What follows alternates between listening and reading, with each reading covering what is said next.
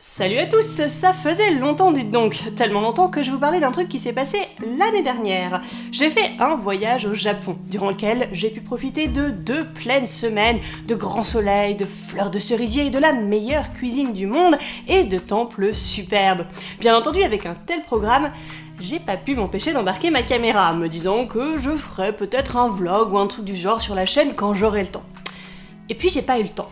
Et puis je me suis dit qu'un bête vlog de mon voyage, de toute manière, ça n'intéresserait pas grand monde. Et puis c'est devenu un projet de vidéo sur le rapport que les Japonais entretiennent à leur patrimoine, parce que ça me semblait être un angle d'attaque super intéressant. Et puis j'ai pas eu le temps. Et puis soudain, ceci.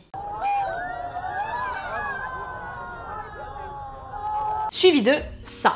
Alors je vous le dis très solennellement ce soir, cette cathédrale nous la rebâtirons. Alors là je me suis dit, Nat, ma petite Nat, la reconstruction des monuments, la gestion et le rapport au patrimoine, tout ça, ce sont des sujets brûlants d'actualité. Alors tu vas me faire le plaisir de sortir tes rushs japonais de ton PC et tu vas te mettre au travail. Parce que c'est une vraie question n'empêche. Que faire du patrimoine détruit, que ce soit par des causes humaines ou environnementales? Faut-il reconstruire Notre-Dame, sachant que la voûte que nous regarderons ne sera plus jamais la voûte contemplée par nos aïeux? Est-ce qu'il faut au contraire éviter de reconstruire la flèche, puisque sa disparition, elle fait maintenant partie de l'histoire de la cathédrale? Ou bien au contraire, est-ce qu'il faut reconstruire la flèche qu'on a connue, qui est en fait celle de Viollet-le-Duc? Bah oui, nous savons aujourd'hui que cette flèche n'était pas la flèche originelle de la cathédrale, qui datait de 1250, et qui était en fait plus un clocher, comportant jusqu'à 5 cloches, et qui fut démonté vers 1792. C'est au 19e siècle, alors que la cathédrale est en pleine restauration, que ce chenapan de Viollet-le-Duc décide de mettre en place une flèche qui n'a rien à voir avec celle du XIIIe siècle, puisqu'il a pris pour modèle celle de la cathédrale d'Orléans, construite 600 ans après Notre-Dame. Sachant cela, laquelle rebâtir? La flèche originelle, telle qu'elle a été pensée par les grands bâtisseurs, celle de Viollet-le-Duc, qui fait partie intégrante de son histoire, ou bien au contraire, une flèche complètement moderne, afin de faire rentrer la cathédrale dans son temps. Tout ça, c'est des questions super complexes auxquelles je n'ai honnêtement pas de réponse. Tout ce que je sais, c'est que ce ne sera plus jamais la Notre-Dame que j'ai connue, et que la voûte ne sera plus jamais constituée de ce bois millénaire qui a vu défiler tant de femmes et d'hommes d'un autre temps. Et ça, ça fait un coup. Mais quand je pense comme ça, je me rends compte que cette vision du patrimoine que j'entretiens, c'est une vision assez particulière du patrimoine, une vision historique, presque archéologique. Et quand je compare avec ce que j'ai pu voir au Japon, je me rends compte que c'est juste une vision parmi tant d'autres en fait. Je m'explique. Au Japon, le patrimoine, il est souvent mis à rude épreuve. Les torii en bois pourrissent parce qu'il y a souvent des pluies torrentielles. Les monuments au bord de la mer, ils sont engloutis sous les tsunamis. Et les temples avec une structure en bois, ils s'effondrent lors des tremblements de terre. Et tout ça, c'est sans parler des dégâts provoqués par les bombardements de la Seconde Guerre mondiale. Et pourtant, aucun d'entre nous n'irait dire que le Japon n'est pas un pays au patrimoine incroyablement riche. Alors quoi ? Pour nous occidentaux, ce qui fait la valeur d'un monument historique, c'est son authenticité, c'est-à-dire sa sincérité, ou plutôt sa fidélité à l'histoire si vous voulez. Du coup, si un tremblement de terre fait s'effondrer une partie d'un temple, la reconstruire à l'identique, c'est donner l'impression qu'il ne s'est rien passé. Or, c'est faux. Du coup, reconstruire un monument, c'est effacer, voire falsifier une partie de son histoire, et c'est donc lui retirer une partie de son authenticité.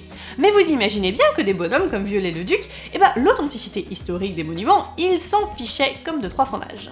Pour lui, l'essentiel, c'était la cohérence stylistique du monument. Et c'est au nom de cette cohérence stylistique qu'il définit la restauration comme suit. Restaurer un bâtiment, ce n'est pas le restaurer, le préserver ou le reconstruire, c'est le replacer dans un état complet qui a pu ne jamais exister à une époque donnée. En fait, Viollet-le-Duc, il voit les monuments non pas comme des objets historiques, mais comme des objets intellectuels. Et pour lui, le but de la restauration, c'est de préserver cet objet intellectuel, et non pas un objet historique. Mais Viollet-le-Duc, ça fait un petit bout de temps qu'il est très controversé, de même que sa vision de la restauration. Et du coup, l'Europe décide d'empêcher ce genre de gugus de nuire grâce à la Charte de Venise de 1964, qui proscrit purement et simplement tout travail de reconstruction. Comme ça, aucun risque de se retrouver avec une nouvelle bizarrerie sur le toit de Notre-Dame. Hein? Et voilà que l'UNESCO adopte cette règle de la no-reconstruction. Sauf que, c'est à nouveau l'Occident qui impose son point de vue au reste du monde là, non? Car figurez-vous qu'au Japon, la reconstruction rituelle des monuments, construits davantage en bois qu'en pierre, c'est une quasi-religion. Ainsi, ça fait des siècles que temples et sanctuaires y sont reconstruits à des périodes régulières, de manière très méticuleuse.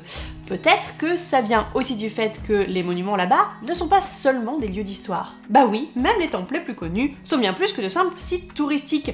Ce sont des lieux de culte et les Japonais vont y prier régulièrement, sans oublier de lâcher la petite pièce qui fait plaisir et qui doit bien aider les fonds de restauration.